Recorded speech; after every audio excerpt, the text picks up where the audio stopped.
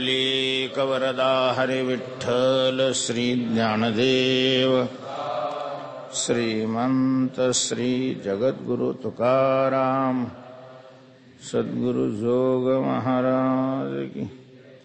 आम्ही तरी आस झालो टाकोनी उदास, आता कोण भय धरी पुढे मरणाचे हरी.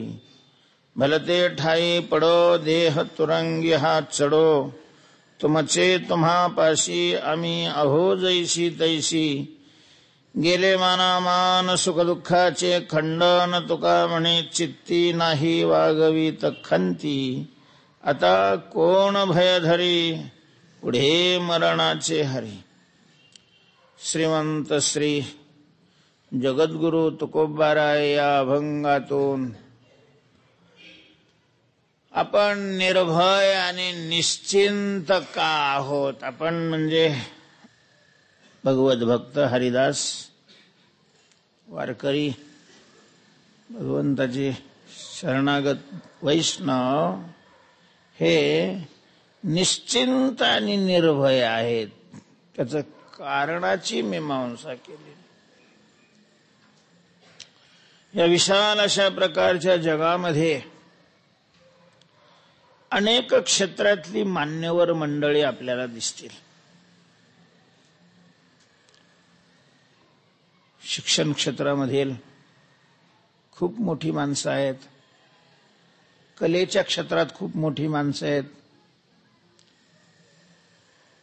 कारखानदारीच्या क्षेत्रामध्ये खूप मोठी माणसं आहेत, सत्तेच्या क्षेत्रातली खूप मोठी माणसं आहेत, संपत्तीच्या क्षेत्रातली खूप मोठी माणसं आहेत. असे वेगवेगळ्या क्षेत्रातली खूप महान महान व्यक्ती आपल्याला पाहायला मिळतात. पण त्यामध्ये निश्चिंत आणि निर्भय अशा प्रकारची किती माणसं आहेत असं जर संशोधन केलं तर आपल्याला झिरोचा आकडा समोर येईल.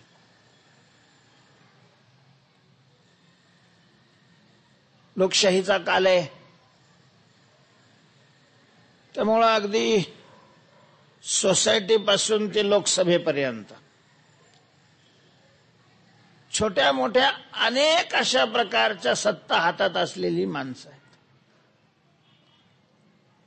सत्ताधीश आहेत पण निर्भय नाही. अंगरक्षक कोणाला ठेवावं लागतात?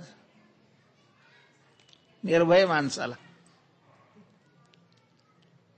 निर्भय तुम्हाला सिंहाने अंगरक्षक ठेवलाय असं कधी दिसलं का? त्याला भीती नाही वाटत कशाची. तेव्हा ज्याला अंगरक्षक त्यालाच ठेवावे लागतात की ज्याला काय असते, भीती असते. आणि यावरून मग सत्ताधारी निर्भय नाहीत हे सहज आपल्या लक्षात येईल. कारण भीती आहे त्यांना, चिंता आहे आणि भीती आहे. चिंता आणि भीती ही एकाच नाण्याच्या दोन काय आहेत, बाजू आहेत. आणि मग ही चिंता सामान्य रोग नाही महाराज. चिंता तसा सूक्ष्म शरीराचा चित्तातला भाग आहे. चिंता काही कान नाक डोळे वगैरे पांढऱ्या पेशा लाल पेशा हे नाही करत. चिंता करणारं कोण आहे? चित्त असतो. पण चित्तात चिंता वाढली का स्थूल शरीराला भेटायला सगळे रोग येतात. चिंता असली का बीपी असतो, चिंता असली का शुगर असते, चिंता असली का हार्टचा ताप राहतो. चिंता सगळ्या रोगाला जन्म देणारी चिंता आहे ते चित्तामध्ये. पण तिचं कार्य असं स्थूल शरीरात सुद्धा चालतं. आगच आहे ती आग. श्लोकामध्ये असं म्हटलेलं आहे की चिता सुद्धा कशाला म्हणतात? अग्नीलाच म्हटलं जातं. पण मेल्यानंतर जाळणाऱ्या शरीराला काय म्हणतात? चिता म्हणतात. चिता. आणि त्या चीवर जर एक अनुस्वार दिला तर त्याची पावर एवढी वाढते की ती जिवंत माणसाला जाळते. निर्जीवम दहते चिता सजीवम दहते चिंता. सजीव माणसाला बुद्धीला खाते अशा प्रकारची चिंता. चिंता असलेल्या भोगाचा आनंद नाही मिळू देत. आशा नसलेल्या भोगाकरता पळायला लावते, पण चिंता असलेल्या भोगाचं सुख नाही मिळू देत. अशा या चिंता आणि भीती या रोगातून जगात मुक्त कोण आहे हो, असा जर कोणी प्रश्न केला तर तुकोबाराय उत्तर देतात, आम्ही चिंता आणि भीतीने काय आहोत, रहित आहोत. चिंता नाही गावी हरिदासाची, घोष जय जयकार सदा. म्हणोनी चिंता नाही आम्हा दासा. न भ्यो गर्भवासा जन्म घेता. आम्हा दासा चिंता नाही आणि आम्ही न भ्यो, भीतही अशा प्रकारचं नाही. तर मग तुम्ही निश्चिंत आणि निर्भय का आहात? तर आपण निश्चिंत का आहोत त्याची मीमांसा तुकोबाराय या अभंगामध्ये करतात. तुकोबाराय म्हणतात त्याचं कारण आहे. काय कारण आहे महाराज? तर आम्ही तरी आस झालो टाकोनी उदास. आम्ही आस टाकोनी उदास झालो. निर्भय का आहोत? तर त्याचं कारण हे आहे, तर आम्ही आशेला फेकून दिलेलं आहे आणि उदास झालो. त्यामुळं आम्हाला भीती नाही वाटत. आशा टाकून दिली, आशा टाकून दिली, उदास झालो. पण कशाची आशा टाकून दिली आणि कशावर उदास झाले? नाहीतरी असा जगात कोण माणूस आहे बरं ज्याने आशा टाकलेली नाही? आपण मुक्तीची आशा टाकलेली नाही का?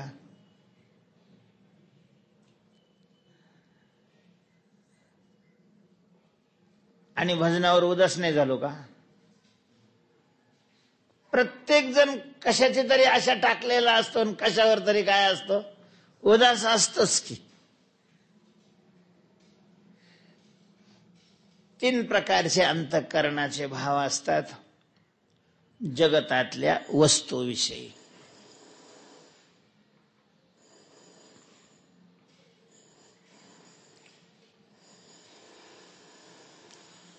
काही वस्तूविषयी प्रेम असतं, काही वस्तूविषयी द्वेष असतो, राग आणि द्वेष म्हणतात. आणि काही वस्तूविषयी मनुष्य उदास असतो. काही वस्तूचं प्रेम असतं, काही वस्तू विषयी क्रोध असतो आणि काही वस्तूविषयी मनुष्य काय असतो, उदास असतो. पैशाविषयी प्रेम असतं, म्हणून दुसऱ्याच्या जरी हातात दिसला तरी माणसाला बरं वाटतं. दुसरा जरी एखादा 2000 नोटाचं बंडल मोजीत असलं तरी माणसं असे तिथं दुसरं मोजायला लागल्यावर असं नाही, कारण त्याच्याविषयी अंतःकरणात काय आहे, प्रेम आहे. आणि मग आवड असली का त्याचं दर्शन व्हावं असं वाटतं. पैशाविषयी प्रेम असतं.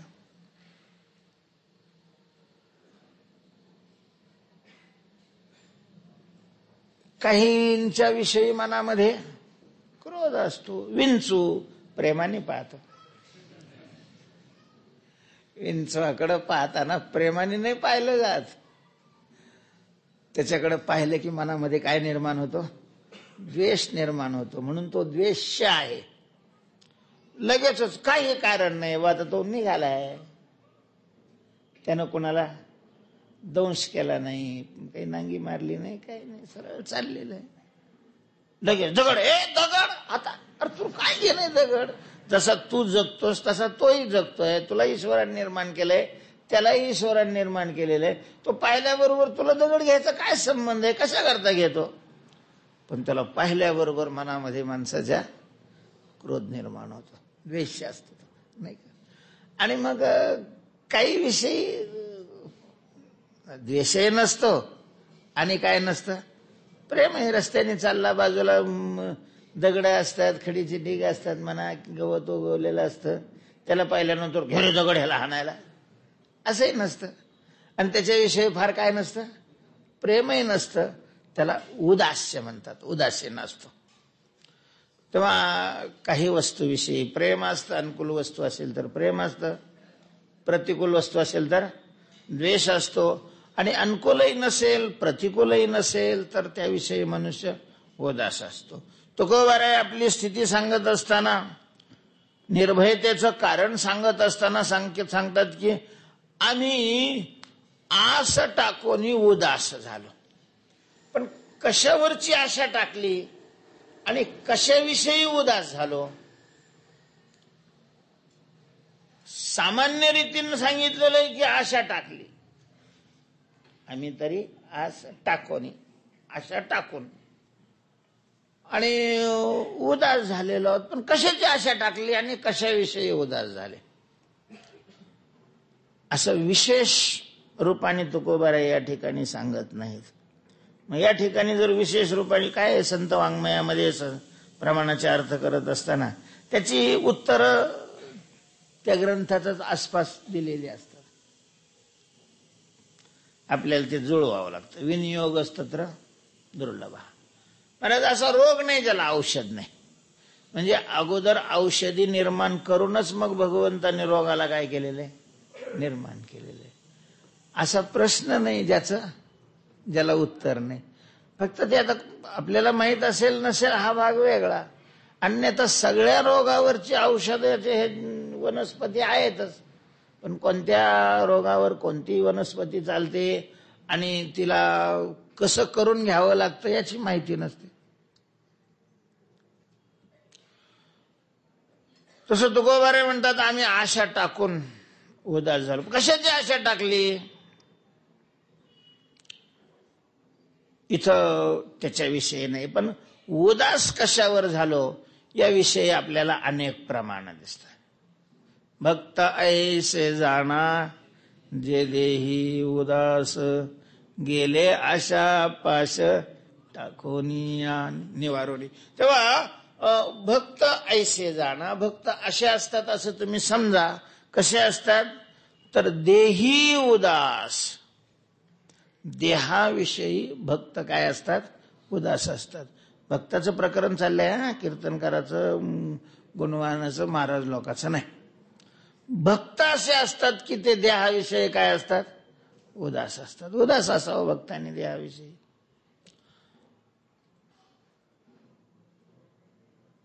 जायाचे जैसे लेणे, अंगावरी आहाच वाणे, तैसे देह धरणे उदास जयाचे. म्हणून म्हणतात की जसं पूर्वी असं असायचं, कुठं समारंभामध्ये लग्नाला वगैरे जायचं असेल तर महिला अंगावर दागिने नसले तर जातच नसत. जायचं तर अंगावर दागिने घालूनच जाणार. मग सगळ्याच्याच घरी दागिने असतात असं नाही. कधी परिस्थिती बिकट आली तर ते दागिने मोडले पण जातात, गहाण पण ठेवले जातात. अशा वेळेला काय करायचं, मग दुसऱ्याची घ्यायचे, शेजाऱ्याचे पाजाऱ्याचे मागून आणायचे, पण अंगावर घालूनच जाणार. मग आता तिथे गेल्यावर पाहणाऱ्याला थोडी समजतं किंवा हे यांचे आहे किंवा दुसऱ्याचे. बाकीच्याला नाही समजलं तरी ज्याने दुसऱ्याचे घातलेले असतात ते उदास असतात. का त्यांना माहिती असतं की हे आपलं नाही आहे, तेवढ्यापुरतं आपण अंगावर घातलेलं आहे, परत गेले की त्याची त्याला देणं आहे. म्हणून त्या दागिन्याला उजळीत बसत नाही कोणी. थोडंफार वाकडा तिकडा असलं तर त्याला सरळही करत नाही. तसं भक्तांना माहितीये की हे आपलं नाही, दुसऱ्याच आहे, तेवढ्यापुरतं आणलेलं आहे. म्हणून मग फार त्याला रंगवीत नाही बसत जर भक्त असेल तर. काम करून घ्यायचं. जायाचे जैसे लेणे. किंवा दुसऱ्याची वस्तू आणलेली असेल, उखिता जैसा बिडारी बैसविला आहे, तरी देहावरीच नाही का, तरी जो या देहावरी उदास आहे या परी. उखिता जैसा बिडारी बैसविला आहे. तर जो या शरीरावर अशा प्रकारे उदास असतो की जसा एखादा बिडारावर, हो जरा एवढं लक्ष द्यावं, आमचं थोडं सामान राहिलेलं आहे ते मी घेऊन येतो. ओळखीचा माणूस असला तर माणूस ठेवतो पिशवी वगैरे, तेवढा बोजा घेऊन जाण्यापेक्षा स्टँडवर, मग तोही सांभाळतो तो. पण सांभाळीत असला समजा त्याच्यात भाजी असली ती थोडीशी खराब असली का, हो असली खराब करा, आपल्याला काही घेणं, खराब असली तरी काही घेणं नाही, चांगली असली तरी काही घेणं नाही, कारण ते आपलं नाही. त्याच्याविषयी तो काय असतो, जसा उदास असतो तसे भक्त शरीराविषयी उदास असतात. उदास असावेत, उदास असले पाहिजेत. उदास असणारा मनुष्य त्याचा रागरागही करत नाही. तपस्वी लोक शरीरावर उदास नसतात, शरीराचा काय करतात, रागराग करतात. हिवाळ्यात गार पाण्यात जाऊन बसते, उन्हाळ्यात चौकडून आग्नी पेटवून मध्ये बसते. मग ते जैन लोक शरीराचा रागराग करते. चिमटेने केस उपटते. आता वास्तरीने काढलं तर काय हरकत आहे का, नाही, चिमटेने उपटते. तर आपल्या वैष्णवांनी सांगितलेलं आहे की शरीराचा रागरागही करायचा नाही, कारण भगवत प्राप्तीचं ते साधन आहे. म्हणून सांभाळायचं, पडणार नाही याची काळजी करून घ्यायची. कारण ते गेलं तर मग तुम्हाला भगवत प्राप्तीचं साधनच करता येणार नाही.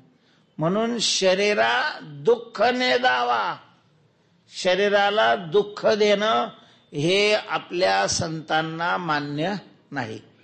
विनाकारण दुःख नाही द्यावं.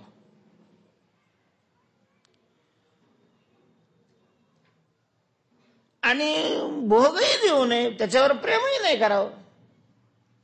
आवश्यक तेवढं त्याला देऊन त्याच्याकडून आपलं काम करून घ्यावं.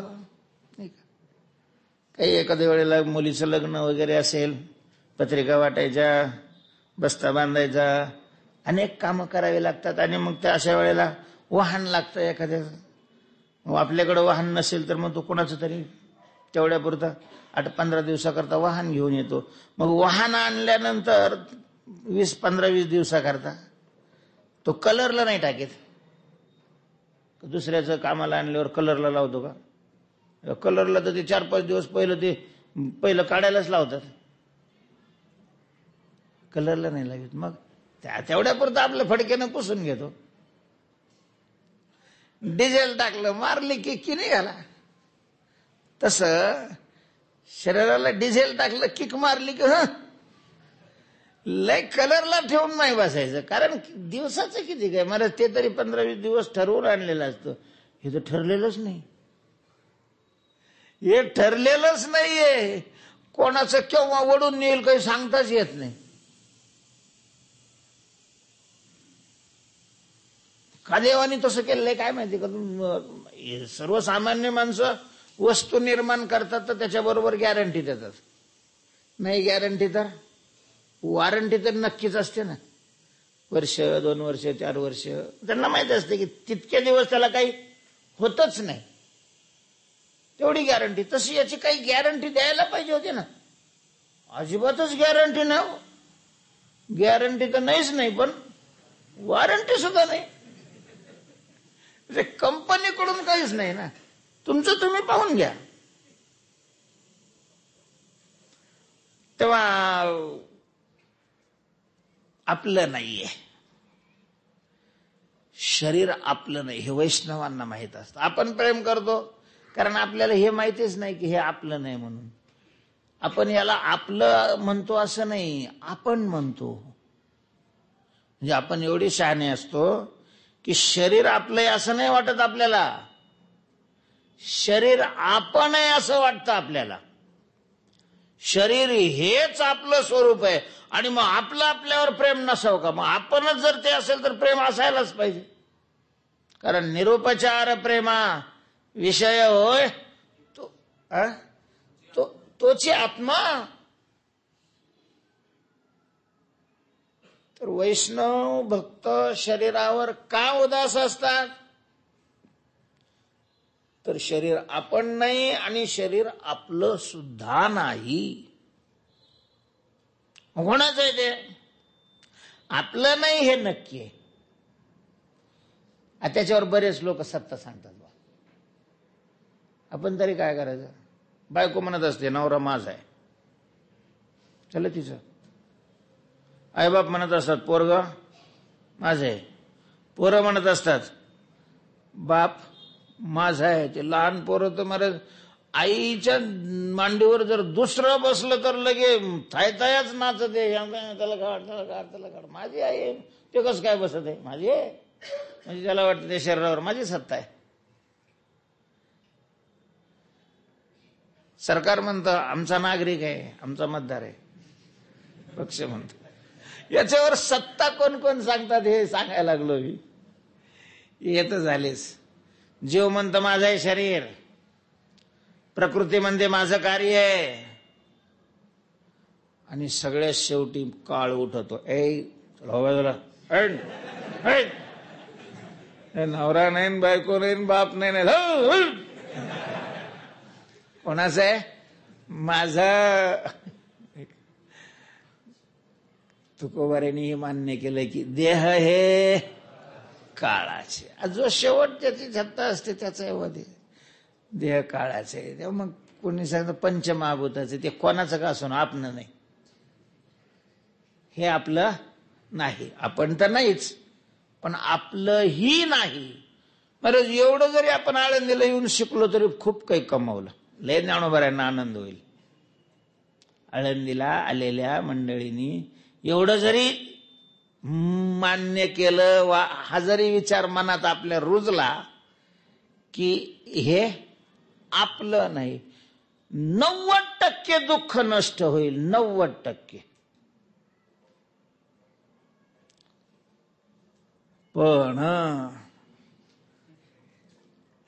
पण जरी तोंडाने आम्ही म्हणत असलो तरी मनामध्ये हे आपलं नाही आपण आहे ही जी मान्यता अशा प्रकारची अशी जडलेली आहे मनाला, ती सोडायला तयार नाही. आणि जोपर्यंत मग ती सुटत नाही तोपर्यंत भीती जात नाही.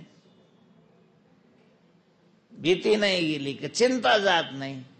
चिंता भीती असली का दुःख ठरलेलंच आहे. मग तेव्हा आम्हाला दुःख नाही, भीती नाही, चिंता नाही. त्याचं कारण आहे याला आम्ही आपलं मानतच नाही. आणि आपलं नाही म्हणून आम्ही त्याच्यावर काय आहे? उदास आहे, उदास. आणि संसारापासून सुख मिळेल ही आशा आम्ही सोडून दिलेली आहे. आम्ही तरी आस झालो टाकोनी उदास. तुकोबाराय म्हणतात परमार्थात येणाऱ्यांनी आशा फेकूनच द्यावी, नंतरच परमार्थामध्ये यावं. आशा हे समूळ खनोनी काढ. दुःखाचं कारण आशा, इच्छाच आहे. इच्छा आहे तोपर्यंत दुःख राहतच. तेथ इच्छा आहे तरी त्याची आता थोडीशी गोठी सांगी जेल परेसी. जे अहंकार तनुसी पालबवतेत इच्छा हे कुमारी झाली आणि मग दुःखाच्या घेतली दांडेवरी, महादुःखाच्या घेतली दांडेवरी. तर इच्छा आहे तोपर्यंत दुःख आहे. इच्छाच दुःखाचं अशा प्रकारचं अवच्छेदक आहे. म्हणून ही इच्छा, ही अपेक्षा, कसली इच्छा कसली अपेक्षा? संसारापासून आपण सुखी होऊ ही अपेक्षा. संसार कर्तव्य म्हणून करायचा आहे. सुख होईल या अपेक्षेनं नाही. सुख होईल या अपेक्षेनं जो संसार करील त्याला चुनाच घालावा लागेल, तंबाखूला नाही. बनगटाला. करिसी देवा विना आस, होईल अवघी निरास. तृष्णा वाढविसी बहुवास, कधी सुखास. हे प्रमाण पाठ आहे आम्हाला. बरेच ती प्रमाण आत कधी आपल्या मुरणार आणि त्याप्रमाणे आपले कधी विचार बदलणार, हा महत्वाचा. नुसती प्रमाण पाठ करून वा सांगून त्या प्रमाणाचा उपयोग होत नाही. काय वाटतं तुम्हाला? भात कसा झालेला आहे असं वर्णन केलं आणि वर्णन ऐकलं म्हणजे पोट भरेल का? वर्णन ऐकल्यानंतर, वर्णन केल्यानंतर भात खाण्याची इच्छा वाढली पाहिजे आणि त्या इच्छेनं तो भात खाल्ला पाहिजे. खाल्ला तर तसं संत वाङ्मय नुसतंच अशा प्रकारचं वाचलं पुण्य होईल. अध्यात्माच्या दृष्टीनं पुण्यही फार महत्वाचं आहे असं नाही. पापा इतकंच तेही काय आहे, जन्म मृत्यूला कारणीभूत आहे. तेव्हा हे जे संतांचे वाक्य आहेत, हे वाक्य, ही विचारधारा ही मनाने मान्य करावी म्हणून पुन्हा पुन्हा पुन्हा पुन्हा पुन्हा पुन्हा त्याचं चिंतन आवश्यक आहे. तेव्हा शरीर आपलं स्वरूप नाही आणि म्हणून शरीरावर प्रेम करायचं नाही. विषयामध्ये सुख नाही म्हणून कर्तव्य म्हणून संसार करावा सुखाच्या प्राप्ती करताना. जगत ईश्वराने निर्माण केलेलं आहे, आपल्याला शरीरही ईश्वराने दिलेलं आहे. तो या जगताचे आपण एक नागरिक आहोत आणि प्रत्येक नागरिकाचं त्याच्या देशाच्या दृष्टीनं काय असतं, कर्तव्य असतं. ते कर्तव्य त्याची त्याने करायला पाहिजे. कर्तव्याने एक होतं, काय होतं, देव प्रसन्न होतो. जर आपण संसार कर्तव्य म्हणून केला, संसार म्हणजे संसारातली जबाबदारी, कोणी शेतकरी असेल, कोणी नोकर करणार असेल, कोणी कीर्तन करणार असेल, या जगतामध्ये वेगवेगळ्या अशा प्रकारचे कामं आहेत. ते कामं भगवंतांनी त्याच्यावर सोपवलेले आहेत. ते जर कर्तव्य म्हणून आपण केले तर देव प्रसन्न होईल. तया सर्वात्मका ईश्वरा स्वकर्म कुसुमांची वीरा पूजा स्वे स्वे कर्मण्यभिरत संसिद्धिम लभते नरहा. पण त्याच्या संसारातल्या वस्तूपासून सुख मिळेल अशी जर आशा ठेवली तर मग त्याच्याकरता तो मरमर करील. मग सरळ मार्गाने मिळत नसेल तर मधून घुसायचा प्रयत्न करील आणि त्याच्यात सुख तर नाहीच. अख्खं आयुष्य बर्बाद होईल आणि हातात काहीच पडणार नाही. तुकोबाराय म्हणतात, संतांच्या संगतीमध्ये शास्त्राच्या श्रवणाने हे आम्हाला कळालं की सुख स्वरूप देव आहे, विषयात सुख नाही. म्हणून विषयातून सुख मिळेल ही आम्ही आशा काय करी टाकून दिली आणि देहावरही आम्ही उदास झालो. आम्ही तरी आस झालो टाकोनी उदास. त्याच्यामुळं मग शरीरावर उदास असल्यामुळं मुख्य भीती जी असते माणसाची ती शरीर विषयकच असते. भीती कशाची असते? मरणाची असते. हो, सापाची फार आम्हाला भीती वाटते. तर सापाची भीती सुद्धा सापा करता नसते. कशा करता असते? मरणा करता असते. थंडी असली तरी पण जर दुसऱ्यांनी सांगितलं, हो तुम्ही यायच्या पूर्वी किरकोळमध्ये गेले हो, अंधार पडलेला आहे, तो बाहेर झोपल व थंडीमध्ये, पण कपडे सुद्धा आणायला जात नाही. का? थंडी वाजली तर मरणार नाही लगेच, पण साप चावला तर मरेल. आणि मग मरण्याची काय होते? भीती असते. का? हे आपलं जाईल ना. आता त्याच्यावर जो उदास आहे त्याला कायला मरण्याची भीती वाटेल. तुकाराम महाराजच्या अवतीभोवती असं फा फा करून जा काळा भंगार जहरीला साप आला. तुकोबारे नाही घाबरले, कारण मुळात तो काय करील, तो शरीराला करील. शरीरावर प्रेमच नाही, पडलं काय आणि राहिलं काय, त्याला नाही भीती वाटत. तेव्हा आम्ही तरी असं झालो टाकोनी उदास. आता कोण भय धरी देवा हरी. आता पुढे मरणाचे भय कोण धरी. त्यामुळं मरणाची भीती. म्हणूनच तुकाराम महाराजाची वाणी इतकी अशी मोकळी चालते. महाराज काय तुकोबाराय बोललेले गात्यामध्ये. तुकोबारायांनी 400 वर्षापूर्वी 300 जे अभंग लिहिले, आज मनुष्य एवढं स्वातंत्र्य असून सुद्धा स्पष्ट बोलू शकत नाहीत, असे काही काही अभंग आहेत. त्यावर स्पष्ट बोलायला काय वाटते, भीती. आजही त्या अभंगावर स्पष्ट बोलायला माणसं कळत नाही असं थोडीच आहे, पण बोलायची भीती वाटते. तुकाराम महाराजांनी त्या काळामध्ये म्हणण्याचा भाव असा आहे की त्यावेळेला हुकुमशाही होती. ज्यांच्याकडे सत्ता होती तेच बाजीराव असायचे. बाकीच्यांनी त्याच्या विरोधात जरी शब्द काढला तरी त्याचं काय व्हायचं ते कोणाला कळू बी देत नव्हते. आणि त्याही कालामध्ये तुकोबारांनी चांगल्या चांगल्याच्या हजामती केलेल्या आहेत. चांगल्या चांगल्याच्या नाही भिडभार. तुकाराम महाराजाला भीती कशी काय वाटत नसेल. कशाला भीती करून करून काय करणार आहे. देवाला सुनावलंय महाराज, दुसऱ्याच काय. तुकाराम महाराज देवाची सुद्धा हजामत करायला मागं पुढं पाहत नाहीत. काय करणार आहे तो. असेल देव त्याच्या घरचा, देव असला तर काय करेल, काय करेल, मारेल म्हणजे काय करेल. शरीर एरवी पडणारच आहे ते, त्याच्यात काय विशेष आहे. शरीर आपलं मानणारला अडचण आहे. नंगे को खुदा भी डरे.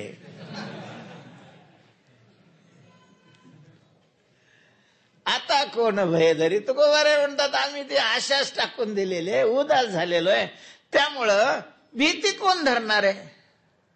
मृत्यूची भीती आम्ही नाही धरत, तुकोबारे म्हणतात. आता कोण भय धरी पुढे मरणाचे हरी. उदास असल्यामुळं फार काळजी नाही. जसं प्रारब्ध असेल तसं त्याला तसं भोग मिळतील तसं तो राहील.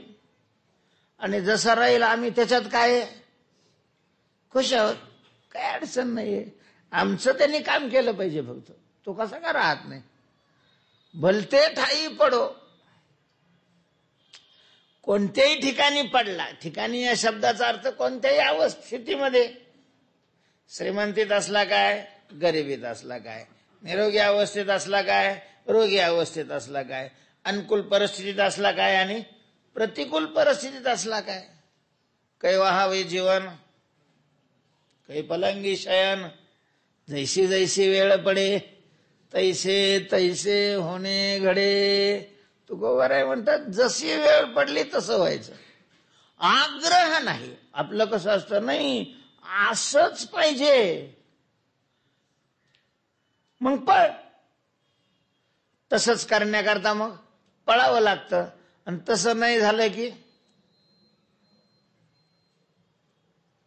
कपाळ अशा प्रकारचं धरून. तसं काहीच नाहीये. कुणी मानलं चालेल, नाही मानलं चालेल. म्हणजे अपेक्षाच नाही ना. अपेक्षाच नाही धरली त्याच्यामुळं मग दुःख आपोआपच गेलं. आचारता सिद्धी गेले तरी काजा की राहिले. ठेलियाही सगुण झाले ऐशेची माने. सुख दुःखे समीप होता. लाभा लाभ जया जयो ततो युद्धाय युजस्व. भक्तांनी कसं राहावं हेच तुकोबारांनी देवाला समोर करून अशा प्रकारचं सांगितलेलं आहे. तुकोबारे म्हणतात भलते ठाई पडो. देह भलते ठाई पडो किंवा तुरंगी चढो. घोड्यावर बसून मिरवणूक निघत असेल काय आम्हाला काय घेणं नाही. चिखलात पडलेला असेल तरी काही घेणं नाही. अनुकूल परिस्थितीत असोवा काही भोज्य नाना परी. कधी कधी असं जेवायला राहतं का, अरे वा, पंचपक्वान्न. आणि कधी भाकरी असतं तर चटणी नसते, शिळ्या भाकरी.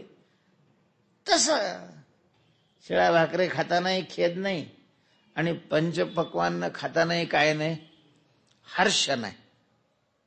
हर्षामर्ष भयोद्वेगैर मुक्तो यः स च मे प्रियः वीतराग भय क्रोध स्थितधीर मुनिरुच्यते. वीतराग भय क्रोधा मन्मया मामुपाश्रिताः बहवो ज्ञान तपसा पूता मदभाव मागताः.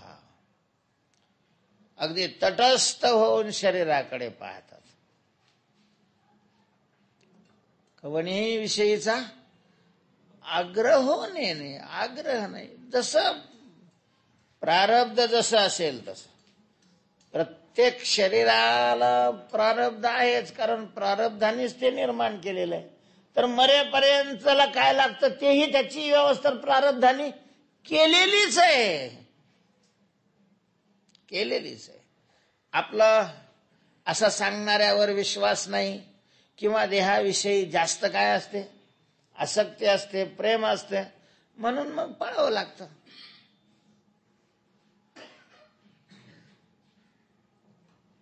एका ठिकाणी म्हटलेलं आहे की नित्य भले तुझं होनी पक्षीराज,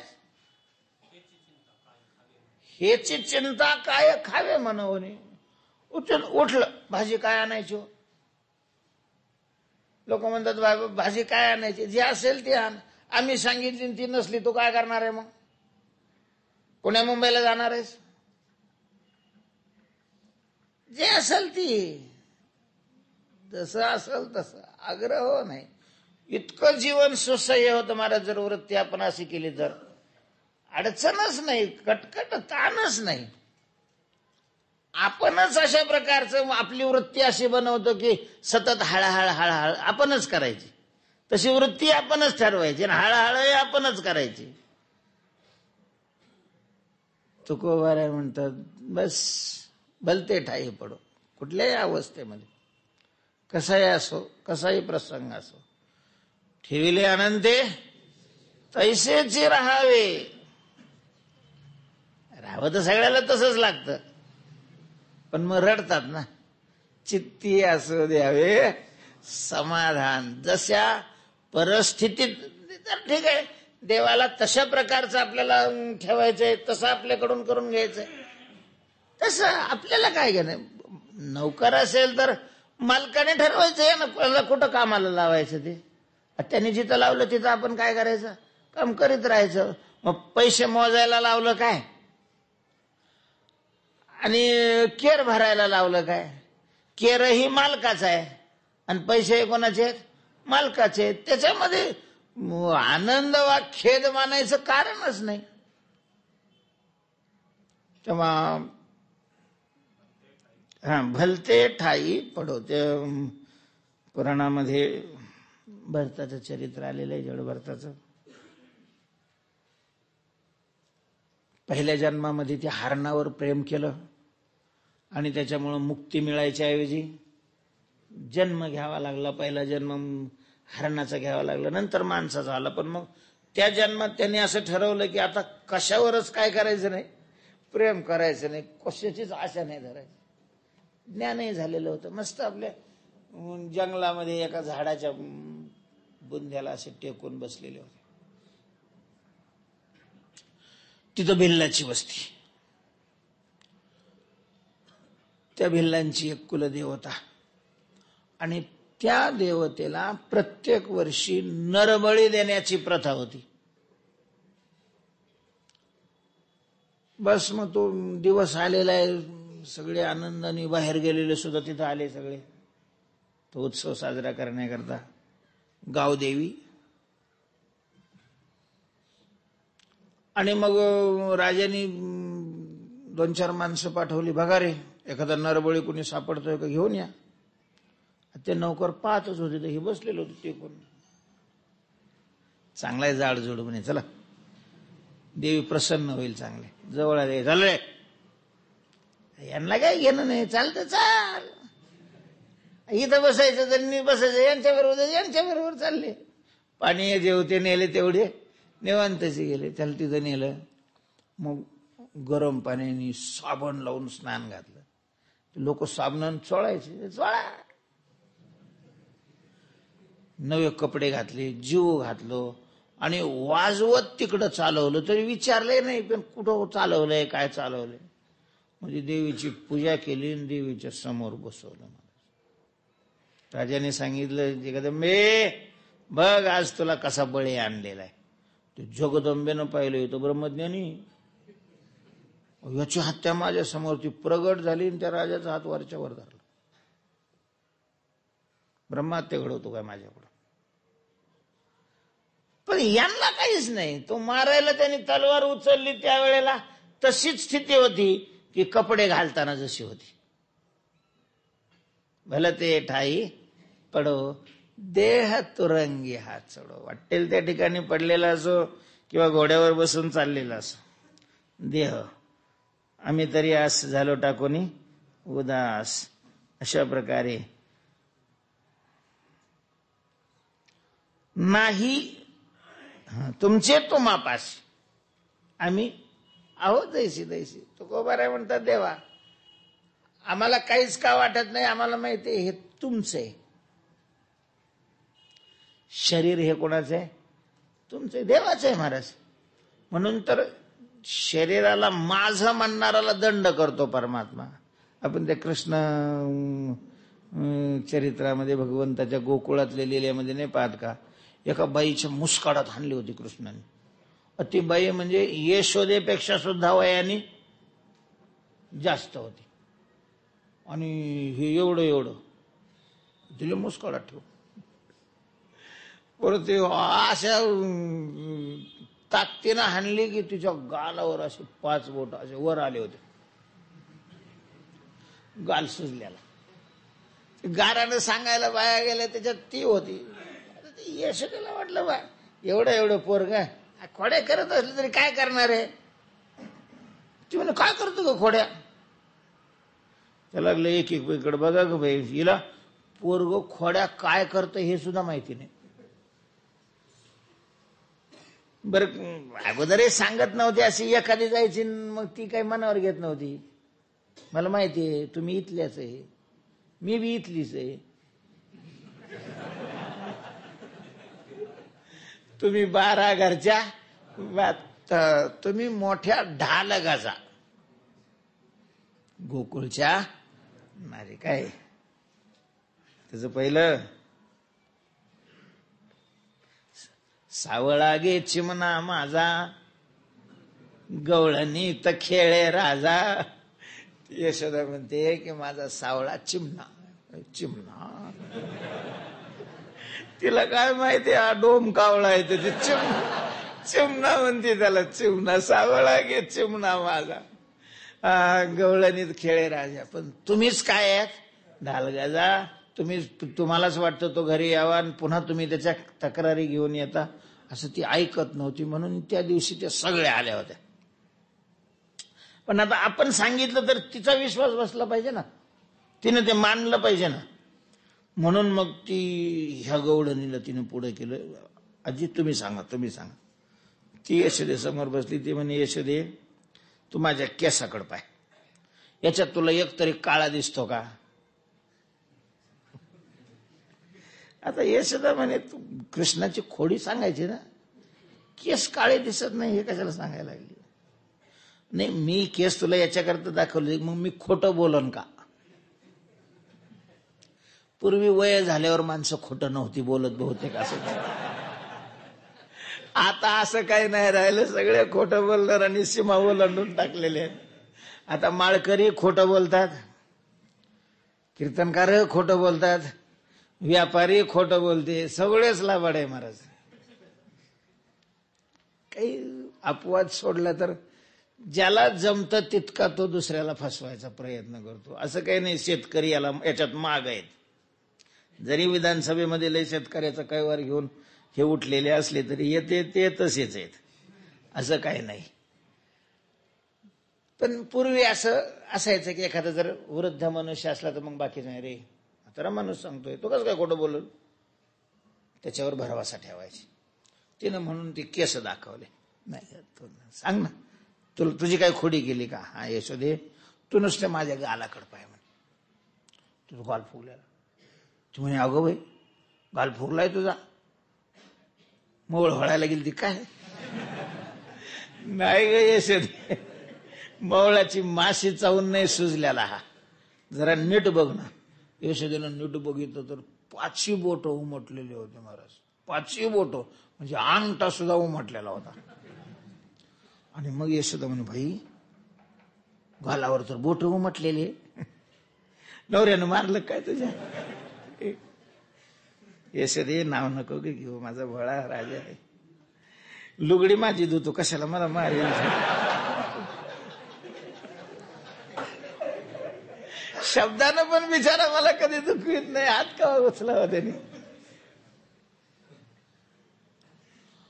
अगं मग पण तुझ्या गालावर बोट उमटलेले आहेत, गाल सुजलेला आहे, मग तुला मारलं कोणी? तू म्हणते ना की काय करतो माझा कृष्ण खोड, म्हणजे कृष्णाने मारलं तुला? म्हणे हा. यशोदेला महाराज धक्काच बसला.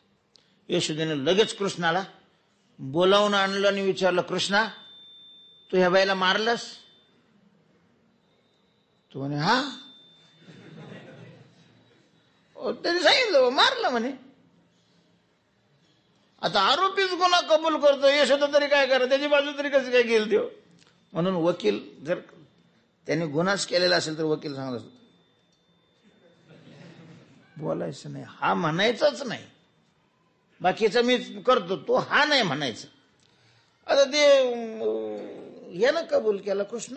यशोदा म्हणे पण अरे तू तिला का मारलंस? ते म्हणून तिनं गुन्हा तसा केला. म्हणजे काय गुन्हा केला? तिला विचारणार, सगळं मलाच विचारणार का तू? काय केलंस तू? त्याच्याकडे आहेच काय, त्याला काय करायला? पण मग काहीतरी झालं असेल ना. काय नाही, मी म्हणलं माझं घर का जाळतोस? पेटवून घेऊन आला होता सनकाडी. हिनं सहज विचारलं, कृष्णा कुठं चाललं रे सनकाडी घेऊन? ते म्हणून तुझ्या घराला लावायला. आता असं म्हटल्यावरती म्हणले आमचं घर, माझं घर का जाळतोस? म्हणलं कोणाचं घर आहे? कोणाचं घर आहे? अजून एकदा म्हण, कोणाचं घर आहे? 3 वेळाला म्हणली माझं. कार दिवशी मुस्काळात दिली, महाराज पळून गेला. ते म्हणे मी फक्त माझं घर म्हणले. यशोदेला समजा कृष्णा अरे ती घर माझं म्हणली तर तिचं काय चूक झाली? आई घर जर माझं म्हणलं कोणी तर मी त्याच्या मुस्काळात असलो. आता घराला माझं म्हणणाऱ्याच्या मुस्काळात लावतो तर मग धर्मशाळाला माझं म्हणणाऱ्याच्या काय? कैमुती कन्या आहे. म्हणजे घाम गाळून जे तयार केलेलं आहे त्याला माझं म्हणल्यावर जर असं तर गोळा करून तयार बांधलेलं असतं त्याला माझं म्हणणार काय करेल? त्याला हाणणार नाही कस काय? अरे कृष्णा पण ती माझ्या आईसारखी आहे. म्हणजे असं थोडंच आहे की तुझ्या आईसारखी त्याला गुन्हा केल्यावर हाणू नये. आईसारखी काय तू म्हणली तर तुला सोडणार नाही. अरे पण माझं म्हणजे देहाला जर माझं म्हणलं, घर म्हणजे देह, राहतो त्याला घर म्हणतात, देहात आपण राहतो.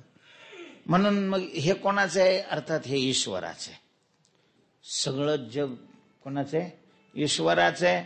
त्या जगातच आपला देह येतो, म्हणून देह सुद्धा देवाचा आहे, ईश्वराचा आहे. हा देवे दिला देह भजना गोमटा तो तुमचे तुम्हापाशी तुकोबाराय म्हणतात देवा हे तुमचे, तुम्हाला जसं ठेवायचं तसं ठेवा. उपाशी ठेवा, पोटभर खायला द्या, अंगावर कपडे द्या, उघडं ठेवा. तो का म्हणे असो तुझं मस्तकी, तुझ्याकडे आहे. आम्ही आमच्या स्वरूपामध्ये, सच्चिदानंद आमचं स्वरूप आहे, त्याच्यात आम्ही रममान राहतो. तुमचे तमापाशी आम्ही अहो जैसी तैसी. अशा प्रकारची वृत्ती झाली असल्यामुळं मग मानानं अपमान काय राहील? मान करणारे कशाला, कोणाचा मान करतात? शरीराचा. अपमान करणारे तरी कोणाला पुढं करून अपमान करतात? शरीराला. शरीरावरच उदास आहे तर मान अपमानाला काय स्पर्श करतील? म्हणून गेले मानामान. आणि मानामान गेल्यामुळं सुखदुःखाचंही काय झालं, खंडन अशा प्रकारचं झालेलं आहे. तेव्हा तुका म्हणे चित्ती नाही वागवीत खंती. अशा प्रकार असल्यामुळं, अशी विचारधारा, अशी ही मान्यता, अशी ही लेवल आमच्या विचाराची निर्माण झाली असल्यामुळं चित्तामध्ये कसलाच खेद म्हणजे चिंता आम्ही करत नाहीत. तेव्हा आता कोण भय धरी पुढे मरणाचे. हरी पुंडली.